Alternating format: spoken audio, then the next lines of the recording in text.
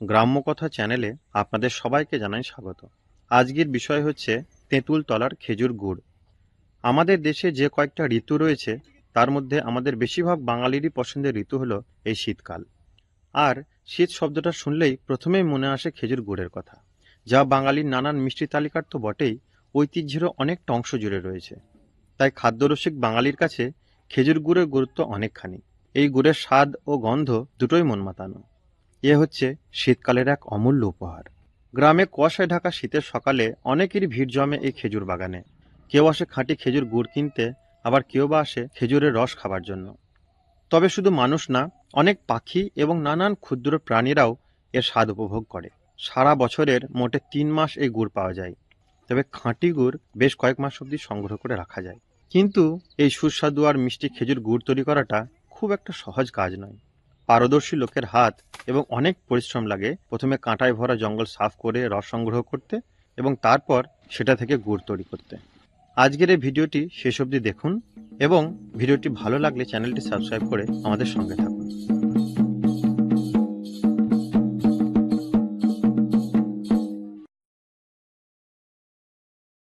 মোস্তফা চাচা সকাল সকাল চলে এসেছেন খেজুর বাগানে। এখন জঙ্গল পরিষ্কার করার কাজ চলছে, তাই চাচা প্রথমে অস্ত্রগুলোকে এক বিশেষ ধরনের বালি দিয়ে ধার দিয়ে নিচ্ছে।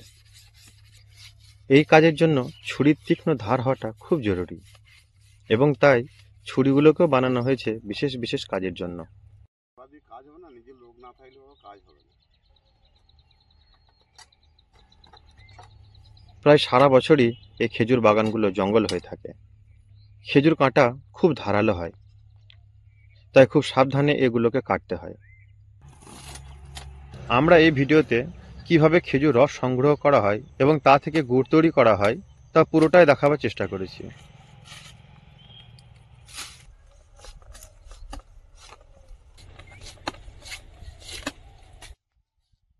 সাপের ভয় এবং বিপদ উপেক্ষা করে মোস্তফা চাচা এবং ওমর ভাই দুজনে মিলে জঙ্গল পরিষ্কার করার কাজ চালিয়ে যাচ্ছে। প্রায় 1 মাস মতো সময় লেগেছে এই কাঁটায় ভরা জঙ্গল সাফ করে বাগানে পরিণত করতে। এই সমস্ত গাছগুলোতেই কাটিং করা হয়ে গেছে।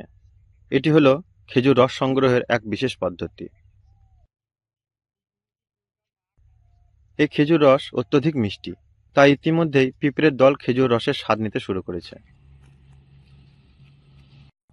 এটা যেটা বানাচ্ছেন চাচা, এটার নামটা কি? এটা হচ্ছে জিবি কাঠি, লুলি। এটার মাধ্যমে রসটা আসে, তাই তো? এটার মাধ্যমে রস হয়। বাঁশের কঞ্চি ছোট করে কেটে মাঝখান দিয়ে ফাটিয়ে তৈরি করা হয় জিবে। এই জিবে বা ললি তৈরি করা হয়ে গেলে এখন সেগুলি ব্যবহার করার পালা। তাই প্রথমেই নতুনভাবে আবার কাটিং করা হচ্ছে। এখানে বলে রাখি, এই কাটিং পদ্ধতিটা খুব গুরুত্বপূর্ণ এবং নিয়মিত করতে হয় রস সংগ্রহের জন্য। তবে এই কাটিং করার জন্য লাগে বিশেষ দক্ষতা। মোস্তফা চাচা এই কাজ করছে গত 40 বছর ধরে। এখানে দেখতে পাওয়া যাচ্ছে ইতিমধ্যেই রস পড়তে শুরু করেছে।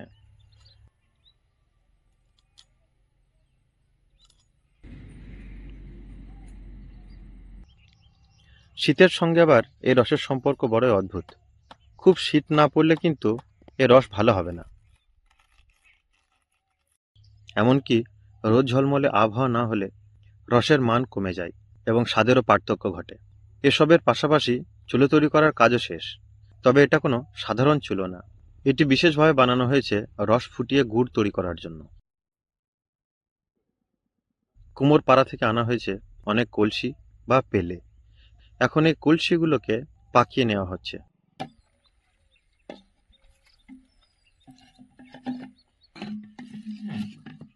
সাধারণত গুড়ের ভালো রং এবং সুগন্ধের জন্যই এই মাটির পাত্রগুলোকে পোড়ানো হয়।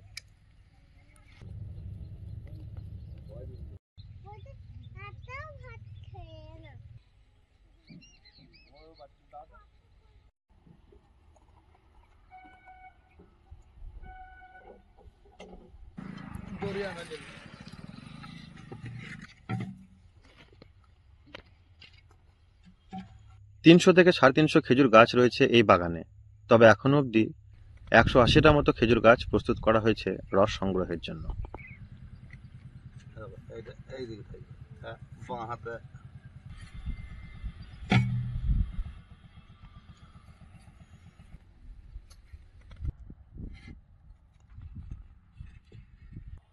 এখন মাটির পাত্রগুলোকে সেসব গাছে ঝোলানোর জন্য নিয়ে যাওয়া হচ্ছে। যতটা সম্ভব সাবধানে এই কাজগুলো করতে হবে, নাহলে মাটির পাত্রগুলোর ভেঙে যাওয়ার সম্ভাবনা অনেক। তেঁতুলতলার খেজুর গুড়। আজকের ভিডিওর এই নাম সম্পর্কে একটা কথা বলে রাখি। আপনারা হয়তো অনেকে ভাবতে পারেন তেঁতুলতলা নাম কেন উল্লেখ করা হয়েছে। আসলে এখন যেটা খেজুর বাগান হয়ে গেছে, মাত্র কয়েক মাস আগে সেটাই ছিল তেঁতুল গাছের বাগান। ছোটবেলা থেকেই আমরা তাই এই জায়গাটাকে তেঁতুলতলা নামেই চিনি।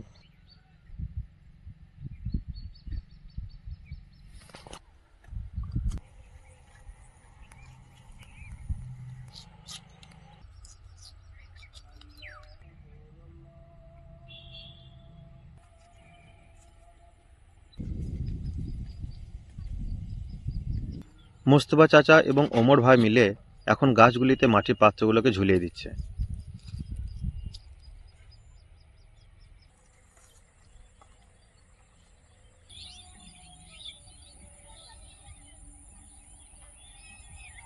অমর ভাই এই কাজগুলি তার বাবার কাছ থেকে শিখেছে এবং সেও এখন যথেষ্ট পারদর্শী। দুজন মিলে প্রায় সমস্ত গাছগুলিকে কাল ভোরে রস সংগ্রহের জন্য প্রস্তুত করে নিয়েছে।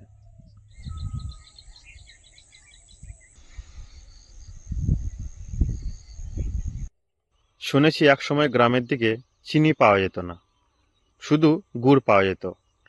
তবে শুধু খেজুর গুড় না, আখের গুড়ও পাওয়া যেত। আখের মরশুমে এখনো খাঁটি আখের গুড় আমাদের গ্রামের দিকে দেখতে পাওয়া যায়।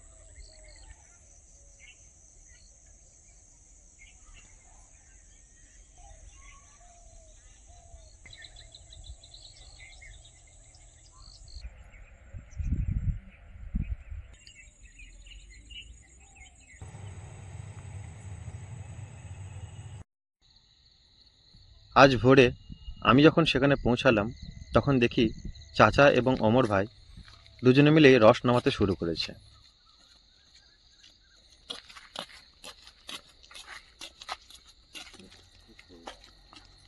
কালকে নামে আসলো, কালকে সন্ধ্যেবেলা ঢুকলো তো। সন্ধ্যেবেলা ঢুকলো।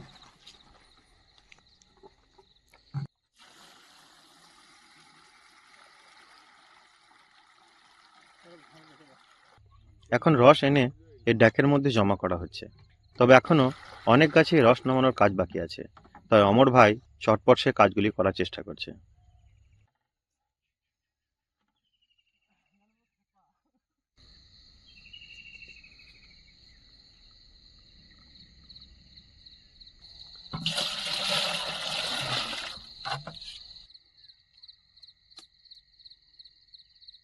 আর একটা কথা, সব গাছ থেকে কিন্তু একই পরিমাণে রস পাওয়া যায় না। কোনো গাছে বেশি তো কোনো গাছে কম রস পাওয়া যায়। আমার পায়ে বেশ একটা বড় কাঁটা বা খোঁচা ফুটে গিয়েছে, তাই একটু রক্তপাত হলো। কিছুক্ষণ থামবার কথা ভাবছিলাম, তখনই দেখি এক দাদা খেজুরের রস নিতে এসেছে। আমার ছেলেটা আর মেয়েটা খাই দিল।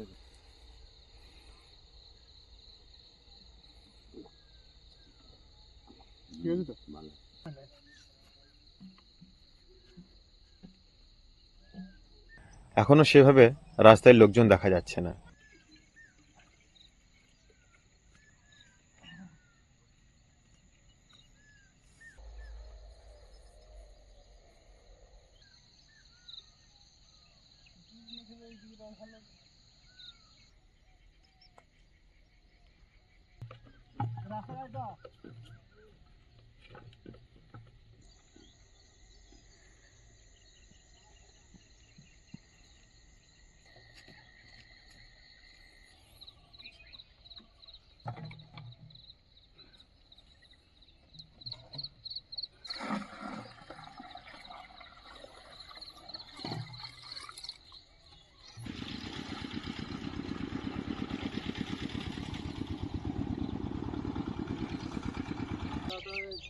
এতক্ষণে ভোর পেরিয়ে সকাল হলো এবং রস সংগ্রহ শেষের দিকে। শুধু ক্যানেল পাড়ের কয়েকটা গাছ থেকে তখনও রস নামাতে বাকি ছিল। অমর ভাই যেভাবে খেজুর গাছে উঠছে দেখে মনে হতে পারে খুব সহজ কাজ, কিন্তু সেটা মোটেও সহজ কাজ না।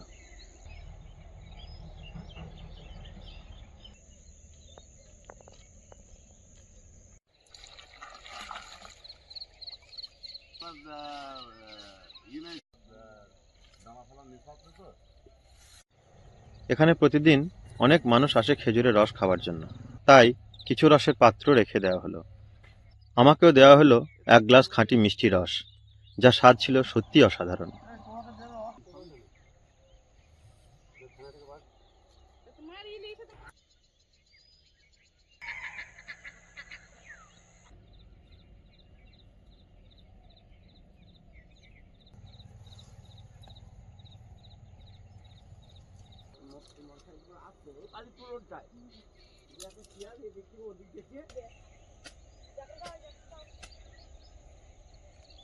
যার সুগার আছে সে গুড় খাবে।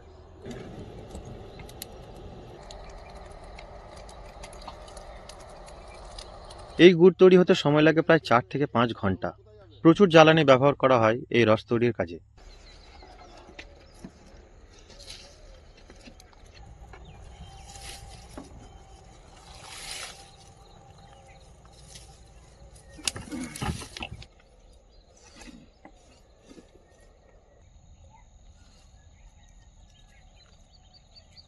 এই কনকনে শীতের সকালে একদল ছেলে মেয়ের টিউশন যাওয়া দেখে আমারও ছাত্র জীবনের কথা মনে পড়ে গেল।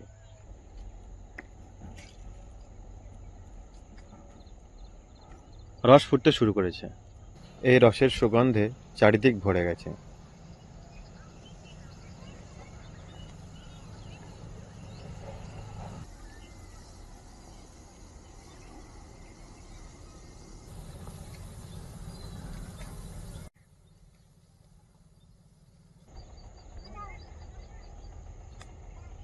তখন যা মন তাই করি, এখন আমরা করতে গেলে হবে না, প্রায় ঘন্টা 2 পর রসের রং পাল্টাতে শুরু করেছে এবং আস্তে আস্তে গুড়ের রং ধারণ করছে।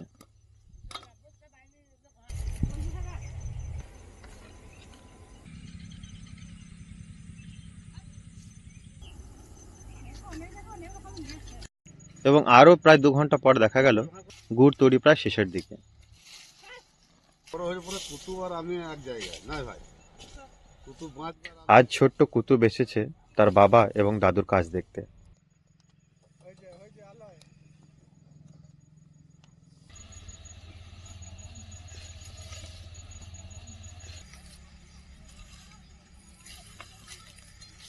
যদি আপনারা খেজুর গুড়ের উপর আরও ভিডিও চান, তাহলে আমাদের কমেন্ট করে অবশ্যই জানাবেন।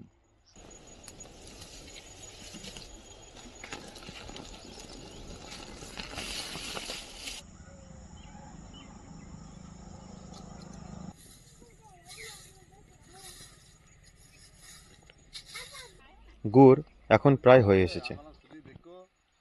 অভিজ্ঞ মোস্তফা চাচা বুঝতে পারলেন গুড় এখন সম্পূর্ণ প্রস্তুত। চাচা আরও একবার গুড়ের ঘনত্ব দেখে নিচ্ছে। এক্ষুনি গুড়টাকে নামিয়ে রেখে ঠান্ডা করতে হবে। এখানে প্রতিটি কাজই নির্দিষ্ট নিয়মে করা হয়, যা ভালো গুড় তৈরির জন্য খুবই জরুরি।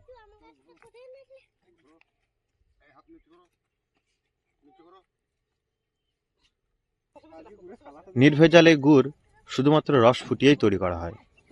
আজ প্রায় 130 লিটার মতো রস সংগ্রহ করা হয়েছিল, যেখান থেকে গুড় হয়েছে মোটে 30 কেজি। এই তো পুরো কত সুন্দর সেন আছে আজকে।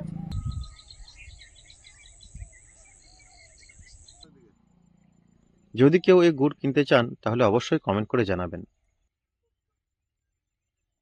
টাটকা গুড় কিনতে ইতিমধ্যেই লোক আসতে শুরু করেছে অন্যান্য দিনের মতোই। আপনারা যদি খাঁটি খেজুর গুড় বা নলেন গুড় কিনতে চান তাহলে স্ক্রিনের উপরে দেওয়া নাম্বারের সঙ্গে যোগাযোগ করুন। এখন এই গরম গুড় একটু ঠান্ডা হয়ে এলে সংগ্রহ করে রাখা হচ্ছে টিনের জারের মধ্যে। আগামীকাল একইভাবে নতুন গুড় তৈরি করবার জন্য ওমর ভাই আবার প্রস্তুতি নিচ্ছে। আশা করছি ভিডিওটি আপনাদের ভালো লেগেছে। তবে আজ এই পর্যন্তই। আবার দেখা হচ্ছে নতুন কোনো ভিডিওতে। লাইক, শেয়ার আর সাবস্ক্রাইব করুন।